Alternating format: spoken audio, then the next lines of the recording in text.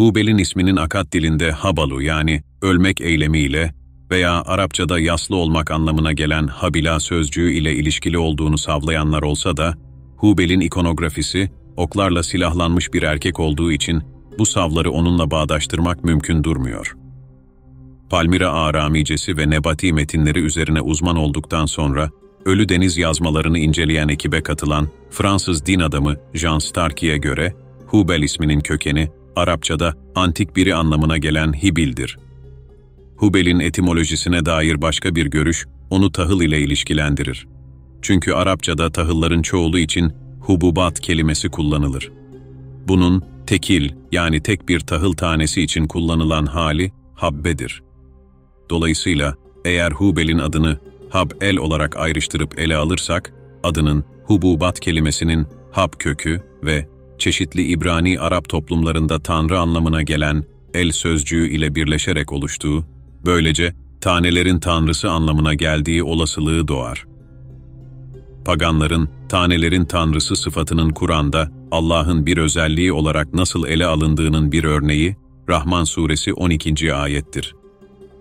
Toprağa gökten su indirdik, ondan taneler çıkardık. Başka bir olasılık, Hubel'in Tanrı Baal'ın bir varyantı olabileceğidir. Buna göre adı İbranice Habel veya Habaal'dır ve efendi anlamına gelir. Arap mitolojisinin temelde baba ay, güneş anne ve çocuk Venüs şeklinde üçlü inanışa dayandığını savlayan kimi araştırmacılar, Hubel'in bir ay tanrısı olduğunu söylerler. Bazı araştırmacılar bunu kabul etmeyerek onun bir yağmur ve savaş tanrısı olduğunu savlamışlardır. Nebatilerin Dini adlı eserin yazarı John Healy, Hubal ile Duşara'nın birbirleriyle ilişkili olduklarını ama Hubel'in rolünün belirgin olmadığını söyler. Diğer yandan belirtmek isterim ki, İslam öncesi Arapların kendilerini genellikle ayın çocukları olarak görüyor olmaları ve inandıkları tanrıların genel olarak ay kültü odaklı olması dikkate alındığında, Hubal'ın ay ile ilişkili olabileceği olasılığını da bir kenarda tutmak gerekir. Peki, Hubel neredeydi ve nasıl görünüyordu? Karşılaştırmalı din kitapları ile tanınan dinler tarihi uzmanı Karen Armstrong, bölge hakkında detaylar verirken Hubel'den şöyle söz ediyor. Kabe resmi olarak bir nebati tanrısı olan Hubel'e adanmıştı ve Kabe'nin etrafında muhtemelen yılın günlerini temsil eden 360 put vardı. Ancak Kabe'nin Muhammed'in zamanında Yüce Tanrı Allah'ın tapınağı olarak saygı gördüğü anlaşılmaktadır ve bu durum Allah'ın tek tanrıcıların taptığı Tanrı ile aynı olduğuna dair yaygın bir inancın işaretidir ki, Bizans İmparatorluğu'nun sınırlarındaki kuzey kabilelerinde yaşayan ve Hristiyanlığı kabul etmiş olan Araplar, putperestlerle birlikte hacca giderlerdi. İbnül Kelbi'nin Putlar kitabında yazdığına göre, Hubel, Kabe içinde ve çevresinde yer alan Kureyş putlarının en büyüğüydü. Kırmızı akik taşından yapılarak insan şeklinde yontulmuş, sağ kolu kırık olan bir puttu. Kureyşliler onu bu şekilde aldıktan sonra ona altından bir kol yapıp takmışlardı. Onu Mekke'ye getirip yerleştiren kişi, Muzer oğlu Elyes oğlu Mudrike oğlu Huzeyme olduğu için Hubal'a, Huzeyme'nin Hubal'ı diye de sesleniyorlardı. Kimilerine göre ise onun putunu ilk diken kişi, Mekke'ye putperestliği ilk getiren olduğu söylenen Amr bin Lühey'di. En güçlü tanrı olarak Kabe'nin içinde duruyor ve önünde Zalam ve Kid denen 7 adet kutlu fal oku bulunuyordu. Okları korumak mabet bakıcısının göreviydi. Bu oklardan kimileri ölüm, kimileri ise evlilik üzerineydi ve oklardan birinde saf anlamına gelen şarih, diğerinde ise iğreti veya saf olmayan anlamlarına gelen mulşak sözcükleri yazıyordu. İnsanlar, doğum, yolculuk, ticaret, anlaşmazlık gibi olaylar konusunda karar vermek için fal oku çekiyor ve çıkan oka göre hareket ediyorlardı. Örneğin, doğum için çekilen fal okunun üzerinde iğreti yazıyorsa çocuğu kabul etmezlerdi. Eğer saf yazılı ok çıkarsa çocuğun ailesi ve kabilesi onu onaylardı. İbni İshak'ın siyerinde yazdığına göre ise 7 fal okunda evet, hayır, develer, sizden başkası, bitişik ve sular sözcükleri yazıyordu. Devenin kime ait olduğu konusunda ayrılığa düştüklerinde, içlerinde develer yazılı 7 oka başvururlar ve develer yazılı fal oku kime çıkarsa, deve onun sayılırdı. Su kuyusu açmak isterlerse yine oklara başvururlardı. Evlilik veya ölü gömmek gibi olaylar sırasında yine Hubel'in huzuruna gidip ok çekiyorlardı. Söylenene göre, fal oku çekmek isteyen kişi 100 dirhem ödeyip bir de deve kurban etmek zorundaydı. Ayrıca fal okları oraya giden kişilerce değil de Sahib el-Kidah denen görevli tarafından çekiliyordu. Hatta bir rivayete göre Muhammed'in büyük babası Abdülmuttalib eğer 10 oğlu olursa aralarından birini Kabe'ye giderek Allah'a kurban edeceğini söyler. Adamın 12 oğlu ve 6 kızı olup 10 oğlu yetişkinlik çağına gelince aralarından hangisini kurban vermesi gerektiğini öğrenmek için Hubal'ın oklarına başvurur. 10 okun üzerine 10 oğlunun adlarını yazar. Abdülmuttalib, oğulları arasından en çok Abdullah'ı sevdiği için Hubel'in huzurunda şöyle dua eder. Allah'ım ona ok çıkarma. Şüphesiz ben bir ok çıkmasından korkarım. Oğlumu kurban etmeye götürecek bir ok çıkmasından. Bugün hayırlı bir ok çıkacağı inancındayım. Oğlumu bağışlayacak, her türlü bahşişle beni kurtaracak. Fakat okları karıştırıp çekim yapan görevlinin, üzerinde Abdullah'ın yazdığı oku çekmesiyle kurban edilmesi gereken oğul belirlenmiş olur. Eline keskin bir bıçak alan Abdülmuttalib, Abdullah'ın kolundan tutarak kurban etmek için İsaf ve Naile putlarının önüne getirir. Kureyşliler, çocuktan ne istiyorsun diye sorduklarında, onu keseceğini söyleyerek şiir okur. Kureyşliler, eğer sen buraya oğlunu getirip boğazlarsan, başka insanlar da bunu yapar ve nesiller körelir diyerek itiraz ederler. Aralarından biri olan Muire, vallahi onu sakın kesme, biz seni mazur görürüz. Fidye verilecekse mallarımızla fidye veririz der. Hatta cevaben okuduğu şiirde Abdullah'ı bir serçeye benzetir, oğullarının eşit olduklarını vurgular. Gerekirse ona malımızdan verir veya onun için savaşırız diye de ekler. Abdullah'ın ana bir kardeşi olan Ebu Talib de bu kurban etme işine karşı çıkar. Abdülmuttalib, kurban etme konusunda ısrara devam edince, çıkış yolu arayan Kureyş halkı ve Ebu Talib'in oğulları şöyle derler. Yapma. Hicaz'a git, orada Sücah adında bir kahin kadın var. O kadının bir cini vardır. Ona sor, ondan sonra ne yapacaksan yap, serbestsin. Şayet sana, Abdullah'ı kesmeni emrederse kesersin. Yok eğer başka bir şey emrederse, ki bu emirde onun ve senin için bir ferahlık varsa, kabul edersin. Abdülmuttalib, Hayver'e gittiği öğrenilen cinci kadının yanına gider. Kadın, bana haber geldi, ne kadar diyet vereceksiniz diye sorar ve 10 deve yanıtını alır. Kadın, ona memleketine dönmesini, Abdullah ve 10 deveyle birlikte tekrar fal oku çektirmesini ve oklar tekrar çocuğa çıkarsa, kurban edeceği deve sayısını artırmasını öğütler. Oklardan sürekli Abdullah'ın adının çıkmasıyla kurban edilecek deve sayısı 100'e kadar yükselir.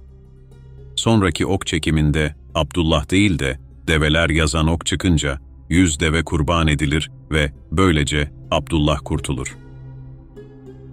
Oldukça önemli olan bir nokta şudur ki, Zerdüştlerde de fal oku çekmeye benzer bir uygulama vardır.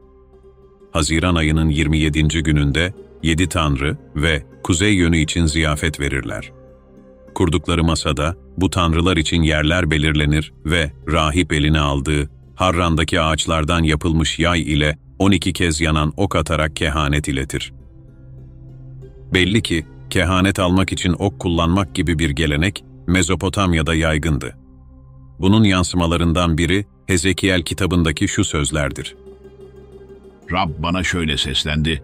İnsanoğlu, Babil kralının kılıcı gelsin diye 2 yol belirle. İkisi de aynı ülkeden başlamalı. Kent yolunun başladığı yere bir işaret koy. Ammonluların Rabba kentine ya da Yahuda'ya ve surlarla çevrili Yeruşalim'e ilerlesin diye kılıç için yol belirle. Çünkü Babil kralı, iki yolun ayrıldığı, yolların çatallaştığı yerde fala bakmak için duracak. Okları silkeleyecek, aile putlarına danışacak, kurban edilen bir hayvanın ciğerine bakacak.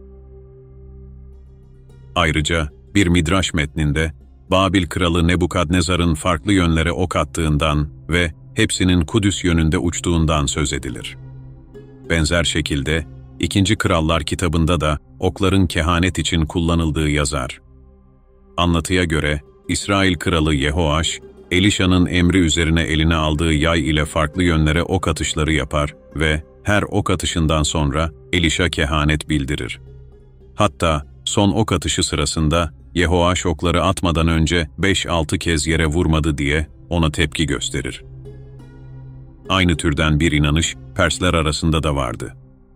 Biruni'nin kaydettiği efsaneye göre, İran mitolojisinde kahraman bir okçu olan Araş, Pers festivali olan Tirgan sırasında, İran ve Turan bölgeleri arasındaki toprak anlaşmazlığını çözmek için ok atışı yapmış ve okun düştüğü yer iki krallık arasındaki sınır olarak belirlenmişti. Yani Mezopotamya geleneğinde oklar ile kehanetler arasında bir ilişki kurulmuştu ve bu inanış halklar arasında kolayca yayılmıştı. Hubel için kimi ibadetler de yapılıyordu.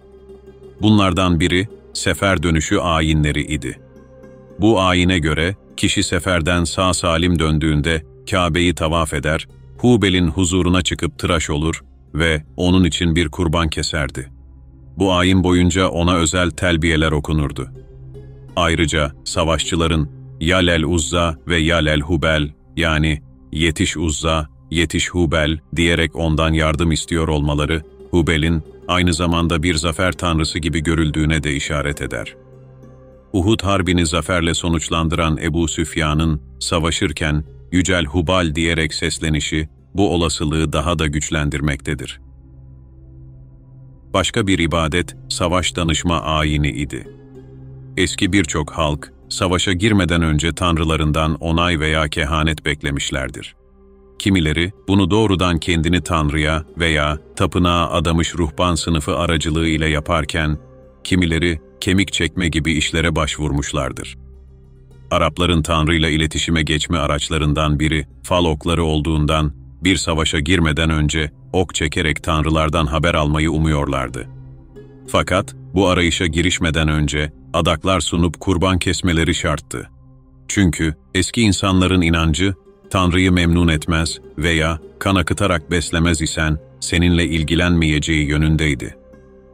Tanrılarının akıtılan kan ile bir insanın yiyip içmesi gibi maddesel anlamda beslendiğine değil de, içinde bulunan özüyle, canıyla beslendiği görüşündeydiler. Bu, kutsal olan kanın, kutsal bir varlığa geri verilmesi gibiydi.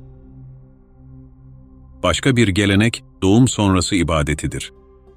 İbnül Kelbi, Putlar Kitabı adlı eserinde, pagan Arapların yeni doğan çocuklarını Hubel'in huzuruna götürerek verdiği nimet için teşekkür ettiklerini anlatır. Bu doğrultudaki kimi rivayetlere göre Muhammed'in dedesi Abdülmuttalip, bebek Muhammed'i kucağına alıp Kabe'nin içindeki Hubel'in huzuruna götürerek kurban kesmiştir. Rivayete göre şiiri şöyledir: Allah'a hamdolsun ki kirlerden temiz olan bu çocuğu bana verdi. O henüz yatağındayken bütün çocuklara efendi olmuştur. Onu gençlik çağına ulaşması için güçlerin sahibi Allah ile kötülüklerden koruyorum. Şiir söyleyerek Allah'a dua ettiği söylense de, Allah'ın Tanrı anlamına geldiği ve Hubel'in de bir Tanrı olduğu unutulmamalıdır. Ek olarak tıpkı, tarih ve teoloji eğitimi alarak eski ahit üzerine özel öğretim görevlisi olan, İbranice, Aramice ve Arapça bilen, Alman ordinarius profesör ve filolog Julius Wellhausen'ın da önerdiği gibi, Hubel'in Allah'ın özel ismi olması da bir ihtimaldir. Hem Kabe içindeki en güçlü tanrı oluşu, hem de Lat, Menat ve Uzza'yı eleştiren Kur'an'ın, çok daha önemli bir yere sahip olan Hubel hakkında hiçbir eleştiri getirmiyor olması, bu savı güçlendiren yönlerdir. Arapların taptığı ve rolü tam olarak bilinmeyen tanrının adı, erken dönem Arap kaynaklarında Hubel iken, Kuzey Arabistan'daki Semud dilinde yazılan duvar metinlerinde ve Hicr'deki Nebati yazıtında Nebatilerin şahıs veya tanrısal isimlerde kullandığı eki aldığı için Hubelu olarak öne çıkar. Milattan önce 1 veya milata tarihlenen ve mezar satmanın cezasını vurgulayan söz konusu metinde şöyle yazar. Ve Duşara ve Hubalu ve Manot'uya 5 samad ödemekle yükümlü olacaktır.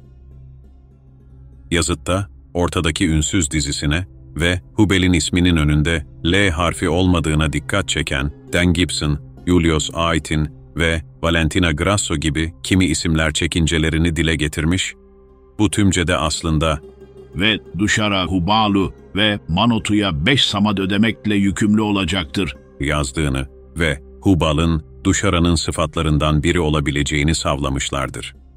Bu durumda Duşara ile Hubel aynı tanrılar olacağı gibi Kabe'nin eski baş tanrısı da Duşara olacaktır. Verilen para cezasının boyutu tam olarak anlaşılamasa da bu metin ile Araplar arasında yaygın olan inanış tekrar önümüze çıkar. Mezarı koruma görevi tanrılara bırakılır ve eğer mezara zarar verilir veya amacı dışında kullanılırsa bunu yapan kişi para cezasına çarptırılır. Hatta kimi mezar metinlerine göre yasaları çiğneyen kişi tanrıların gazabına uğrayacaktır. Hatırlarsanız Duşara'yı anlatırken İtalya'daki antik Pozzuoli limanında ona ait bir tapınak bulunduğundan ve milattan önce 1. yüzyılın ortalarında burada Nebatilerin yaşadığından söz etmiştim. Bu bölgedeki bir Nebati yazıtında Hubal'a atıf yapan teoforik isimler de yer alır. Bunlardan biri Hubal'ın oğlu anlamına gelen Bin Hubal'dır. Milattan önce 25'te yazılmış bir metinde ise Bin Hubal adı bu sefer Aramice varyantı olan Bar Hubal olarak yazılmıştır. İslam geleneğine göre Muhammed ve takipçileri 630'da Mekke'ye girdikten sonra Kabe'den diğer tüm putlarla birlikte Hubel'i de çıkarıp kırarlar.